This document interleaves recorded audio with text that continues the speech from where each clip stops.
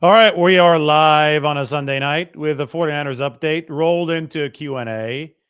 Brandon Aiyuk happens to be back in the Bay Area, according to Brandon Aiyuk. This is an Instagram story.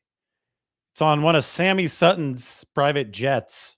Sammy Sutton he's in the private jet industry. A lot of athletes like to fly around in one of his jets. Well, Brandon Aiyuk is in the Bay Area, according to the tag. Why would he be in the Bay Area? Well, he might have a place in the Bay Area. In fact, he does have a place in the Bay Area. A lot of people are going to read into this and think that something might be imminent. It likely isn't. Anything is possible.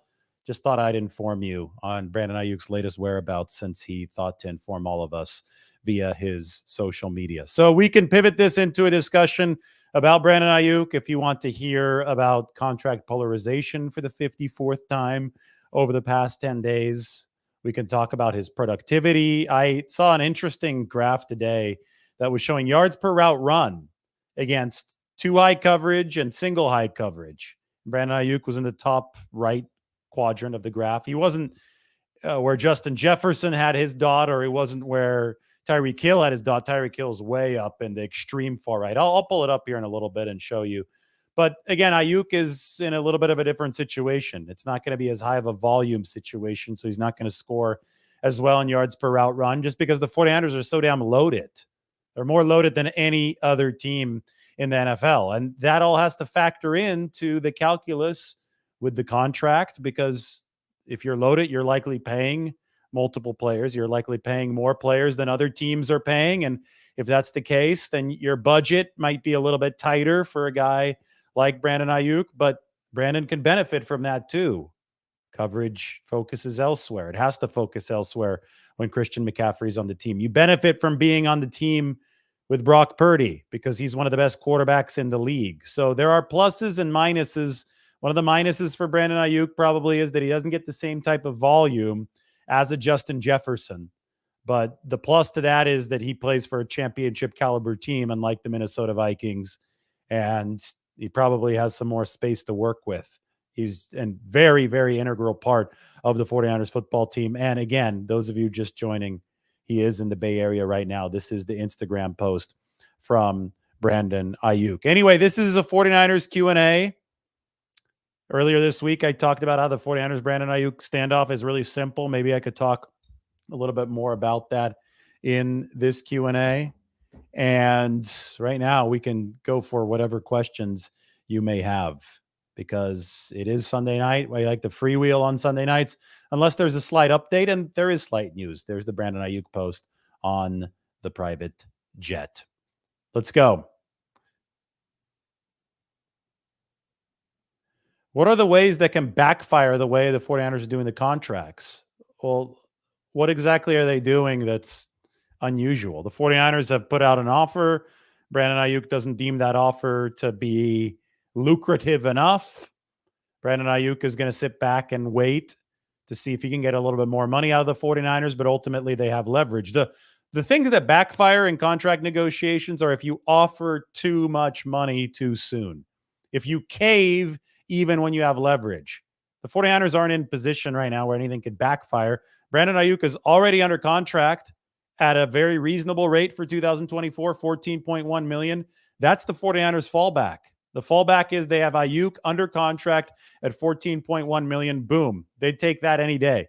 Aiyuk wants more money. Of course he does. He's earned more money. His play on the field has put him into consideration for a contract extension before his previous contract is even up, with a year still left on the deal. Potentially even more team control for the 49ers if they invoke the franchise tag. So the team is saying, okay, you've done such a good job. You've grown as a player. You're a very important part of this team. We will consider paying you this contract extension early. So the team is essentially doing the player a favor by considering this. Now, the team also will get a benefit from this, and that is you get more financial control over how the cap hits are divvied up over the course of the next few years if you're able to reach a long-term extension. So don't get me wrong, 49ers would benefit from this too. But there's no reason for them to overextend themselves when they are in the position of leverage. So to answer this question, the only way that anything backfires on the 49ers is if they give out too much money and too many guarantees and too big of a contract too soon while they still have the leverage. And they don't appear to be doing that. They appear to be using their leverage and waiting to see if Brandon Aiyuk is going to meet them at the spot where they want him to meet them to mitigate the risk, any potential risk that a new deal will bring.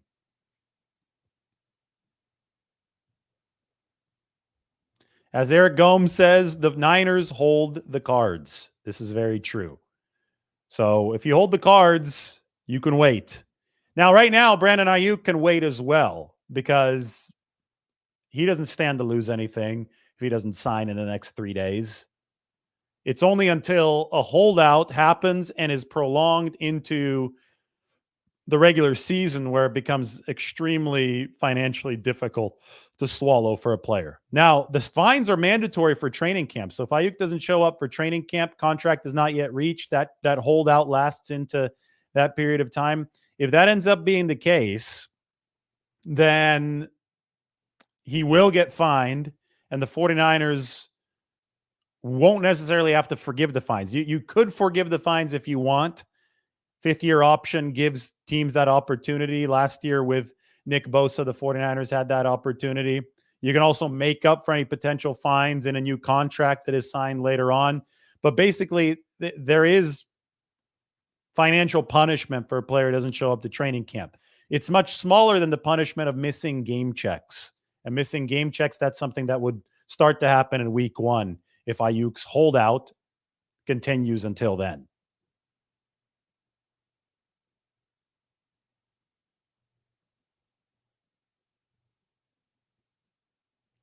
Do I feel that Jennings can be wide receiver 1 for the 49ers? I don't think that Jennings is a wide receiver 1 type of player. He's a excellent multi-purpose wide receiver in terms of catching the football, is a great separator and can block, but he's more of a 3, maybe a 2 on some other teams.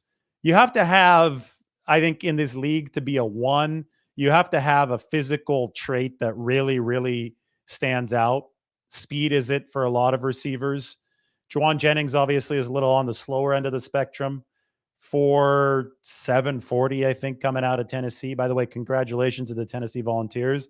They're winning the College World Series today. Means they play for everything tomorrow. It's the winner-take-all game against Texas A&M. So the school of Juwan Jennings and the school of Josh Dobbs, the 2 Tennessee Volunteers on the 49ers, are going to that school is going to be going for the College Baseball National Championship tomorrow in Omaha. Same night as Game 7 of the NHL's Stanley Cup Finals. Should be a lit night of sports tomorrow. Maybe we take it off from a nighttime show so everybody can just go ahead and watch the games tomorrow night.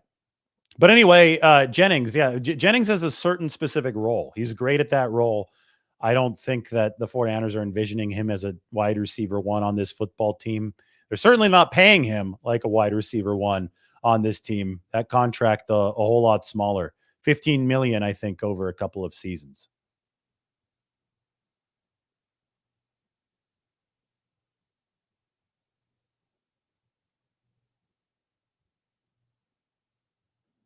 What player do you think gets an extension next other than Brandon Aiyuk? I would look at Deommodore Lenoir. If I'm the 49ers, that's who I would seriously look at. I think that could be a good business move. But realistically speaking, if we're assigning probabilities to what the 49ers might do, I don't think that Lenoir is a bad one. All right. I want to try something here with the lighting and get some of your feedback. I'm going to turn off the camera really briefly. We can put Brandon Aiyuk's Instagram story up there. I'm going to turn off the light at the very top as we're kind of in off-season mode experimenting. So give me 1 second.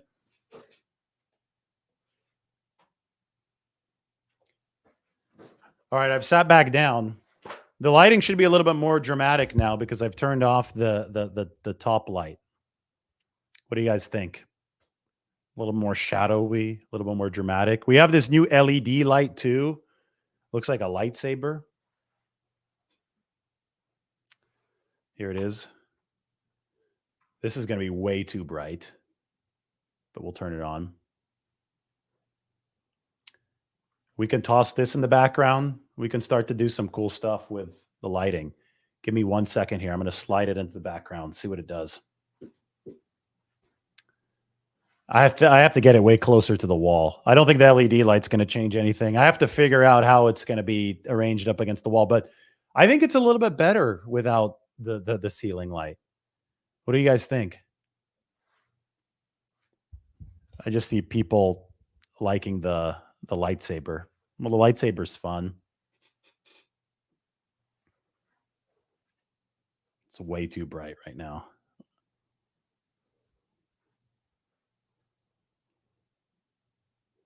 We'll find a use for this thing. If not, we'll return it. Putting it on the ground. Yeah, I couldn't see a difference with LED light either. It's definitely different right now than it was before I turned off my camera because we don't have that overhead light coming in. But anyway, let's talk. It's 49ers Q&A. I just answered the question that's up on the screen. And we'll put up Mike's comment. Not many can block like Brandon Aiyuk and Deebo Samuel. Ain't that right? Both of those guys can really get after it physically. Brandon Aiyuk, yesterday there was some tweet that said, oh, who would win in a matchup between Micah Parsons and Trent Williams? Here's this battle of the Titans. And I said, shouldn't we require Micah Parsons to actually shed a block from Brandon Aiyuk before we start hyping up his matchup with Trent Williams? Because so far I've gotten big time Paper Tiger vibes from Micah Parsons every single time that the Cowboys have played the 49ers over the course of his career. And this dates back to that 2021 postseason game where Elijah Mitchell scored the touchdown to open it over there near the far side pylon. And Brandon Aiyuk sealed off Micah Parsons and got no resistance. And then Parsons took a swing at him after the whistle because he was upset that Aiyuk, I guess, was blocking him too hard. And if you look at the play, Ayuk's not even blocking him that hard. I mean, it was a good block, but it was nothing out of the ordinary considering what the 49ers usually do, how their receivers usually block. So anyway, don't give me this hype, Micah Parsons, Trent Williams hype, until Micah Parsons shows that he can actually shed a receiver who's, 40 pounds lighter than him? Because they certainly weren't doing the job. The Cowboys weren't in the rematch against the 49ers this past year. I guess there have been 2 rematches. We saw 49ers Cowboys in 2023. That was a blowout. It was closer in 2022 in the postseason. I'll give Dallas that. That was a little bit more of a defensive dominated game, but still, I think that the 49ers have had a clear upper hand against the Dallas Cowboys.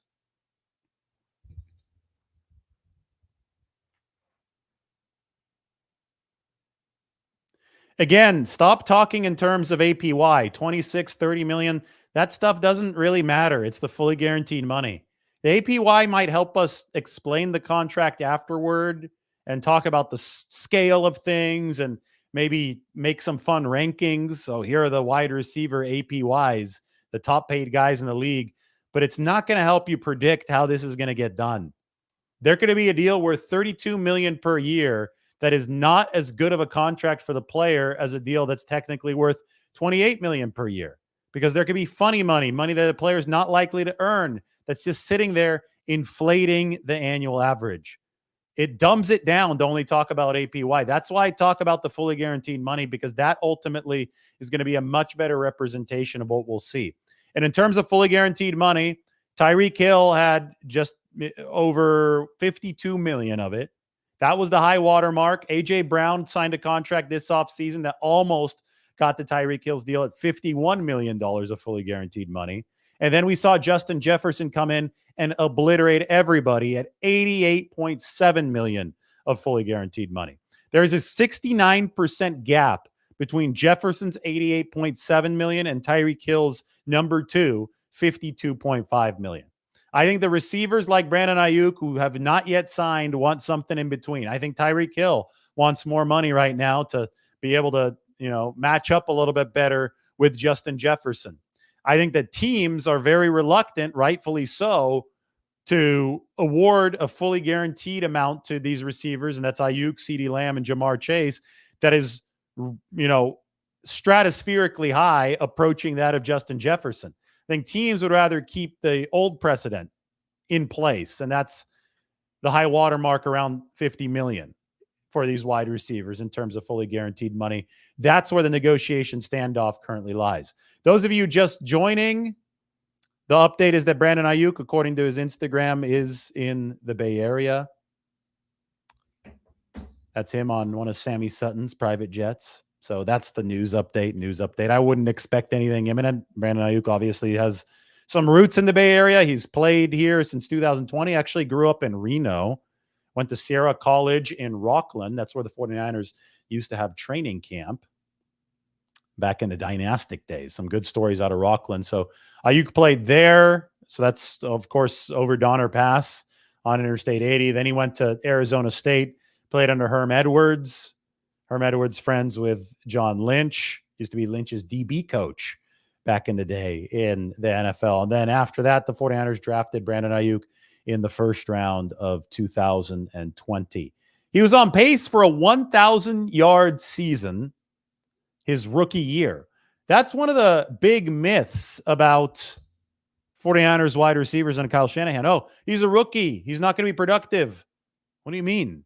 Some of the most productive seasons of 49ers receivers in the past 5 years have come from rookies. Brandon Aiyuk in 2020 was on pace for a 1,000-yard season before he got hurt. I believe against the Dallas Cowboys, actually. Speaking of them, that was late in the season in 2020. Deebo Samuel, 800-plus yards receiving as a rookie in 2019. Even Dante Pettis' best year in the NFL came as a rookie under Kyle Shanahan. So that spins the conversation forward to somebody like Ricky Pearsall, who, with Ricky Pearsall, I mean, that's some 49ers leverage here. He's not going to replace Brandon Aiyuk, but he can make the 49ers feel much easier about staying afloat without Brandon Aiyuk in case this turns into a threat of a prolonged holdout. And Aiyuk is going to want to get reps. And, beyond collecting paychecks, which you don't collect if you're not in the building, but beyond that, he's going to want to remain an integrated part of this offense, getting reps. Somebody like Ricky Pearsall can take some of those reps away if Brandon Ayuk's not around. And until a contract is signed, this is a contract year for Brandon Aiyuk. So there's a lot at stake. That's why the team ultimately has leverage. Somebody asking if Pearsall can block like Brandon Aiyuk. I don't know if any receiver in the NFL can block like Aiyuk and Jawan Jennings. Those two guys are absolute monsters. Ricky Pearsall is fast. There's a terrible comparison going around. Oh, Ricky Pearsall's like Cooper Kupp. Cooper Kupp ran a 4.6. Pearsall's at 4.4. Pearsall's 190. Cooper Kupp is 205. I mean, different sizes, different speeds for both of these players. I think Ricky Pearsall's his own player. Ricky Pearsall's Ricky Pearsall. He's got elite athleticism. I mean, the athletic scores off the charts. And that 4.4 right here, that YouTube user put up on the screen was really impressive as well.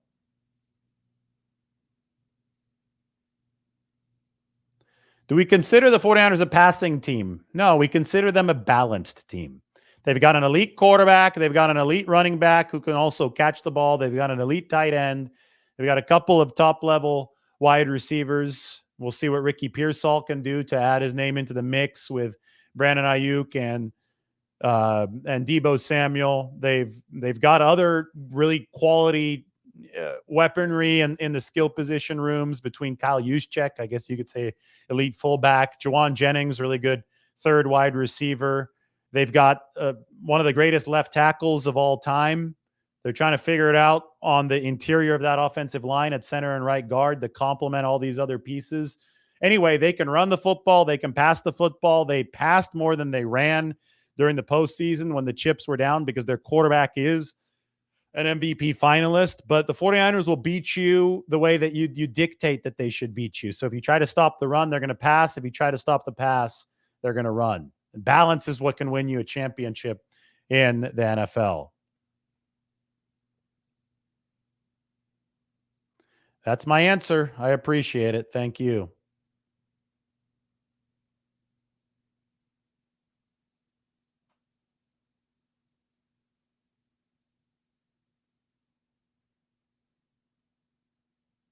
Sean asks, do I think if the 49ers lose the Super Bowl again, they start dropping players like Kittle, Debo, not because they think they aren't good anymore, maybe just a clean slate?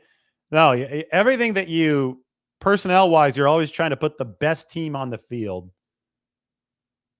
year after year within financial reason. You try to stay financially efficient. The 49ers have two goals: to compete for the Super Bowl, but to also compete for the Super Bowl perpetually, year after year. Kyle Shanahan and John Lynch have been really clear about this.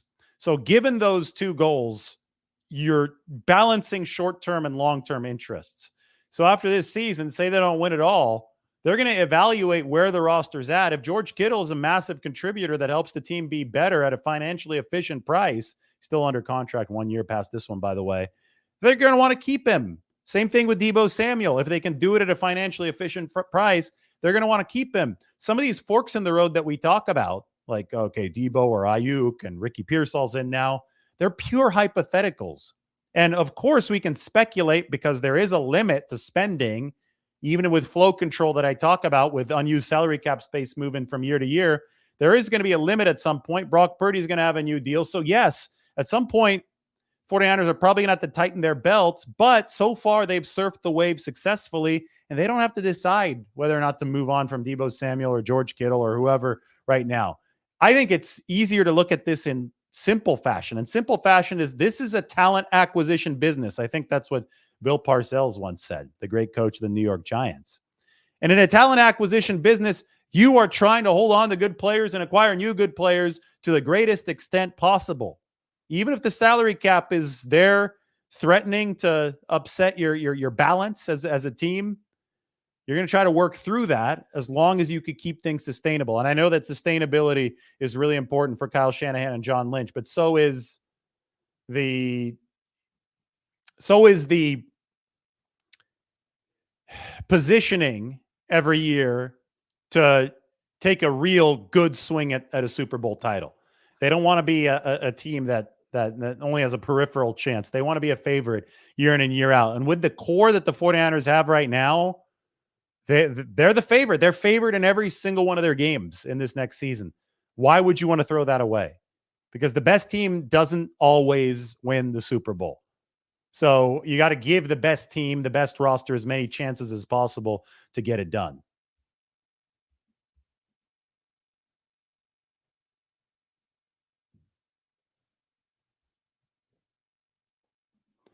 Yeah, it is impressive. The 49ers, I think they've already impressed a lot of the league in the way that they've been able to keep this A-list core together. It's why I write and talk so much about the salary cap. It's why I'm trying to be so plugged in with the financial workings of what the 49ers are doing, because it's so imperative to understand all of that stuff if you're going to understand this 49ers and appreciate this 49ers run. The way they've been able to keep such a star-studded roster together, how it's getting more star-studded over time, and they hope that it continues with them kicking down the doors of a Lombardi trophy.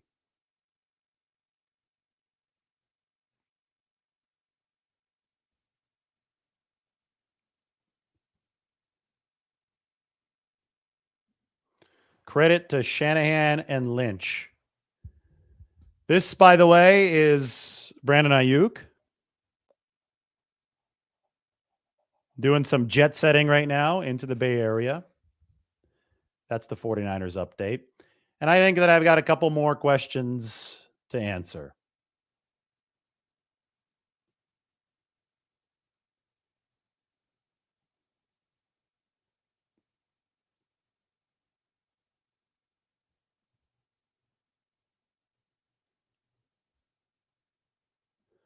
Do we see Pearsall's and Aiyuk replacement? Too early to tell. Seems like their games are different. Well, they're both really good separators. At least Pearsall was at the lower level. I think Ayuk's a little bit bigger.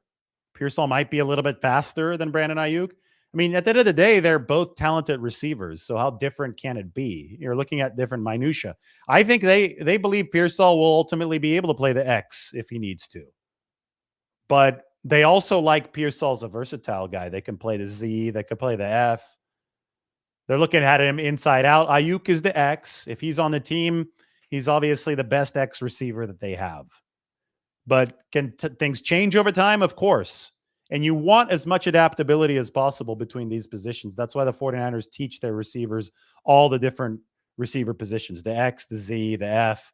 These guys have to be adaptable. That's why I think sometimes there is a little bit of a learning curve, because you to know every single position like the back of your hand and to run it correctly to Kyle Shanahan's desire, it's not an easy thing.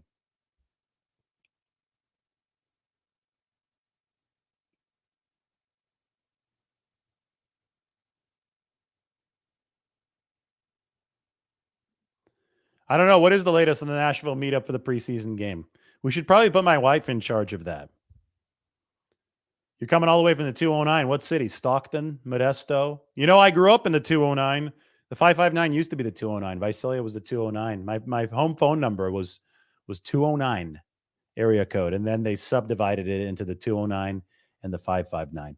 On that note, you know, I'm in Nashville right now. Let's figure it out. I think August 10th is the game. August 9th is the day before the game. Something cool can go down in Nashville that weekend. Who all's going? Leave it in the comment section. If you're planning to go to the preseason opener against the Titans and you're going to be here in Nashville, let me know. Maybe we could do something fun. All right, everybody take care. Have a great Sunday evening.